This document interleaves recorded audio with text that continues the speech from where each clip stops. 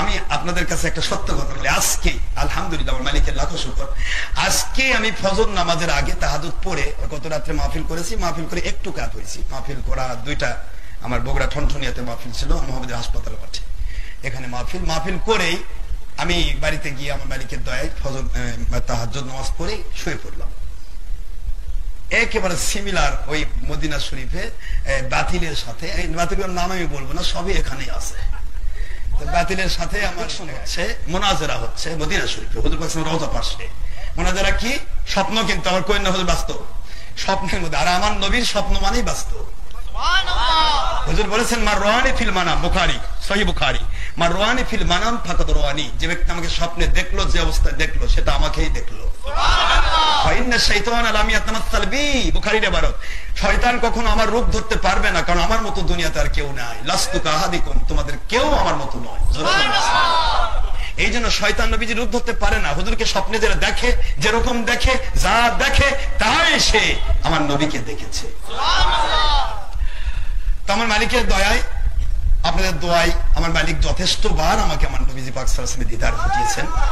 এটা বলার গল্প নয়, উদ্দেশ্য আজকে বলার কারণ হচ্ছে আমি মুনাজারার ভিতরে মদিনা শরীফে রোজা পাকের পাশে কথা হচ্ছিল, তো ওইভাবেই ভাই আপনার হায়াতুন নবীর দলিল দিলাম, নূর নবীর দলিল দিলাম, একেবারে কিতাব খুলে খুলে দলিল দিলাম।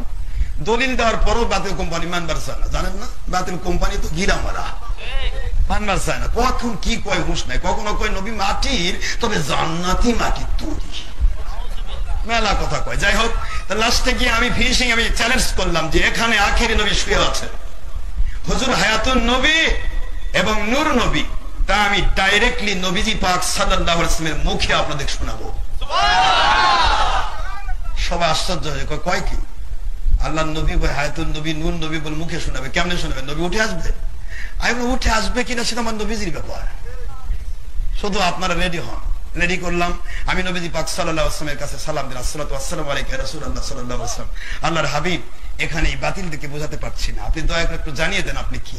নবীজির সঙ্গে সঙ্গে বিশাল আলো দিয়ে আলোকিত করে, এরা সবাই আর কেউ চোখে দেখে না, চোখ মন্দ, আলো দিয়ে আলোকিত হয়ে আমার আখেরি নবী ডাইরেক্টলি নবীজি রওজা পাকে উঠে বলেন, আমি মরি নাই, আমি হায়াতুন নবী, আল্লাহর দিদারে মশগুল, এবং আমি আল্লাহ পাকের সৃষ্টি নূরের তৈরি।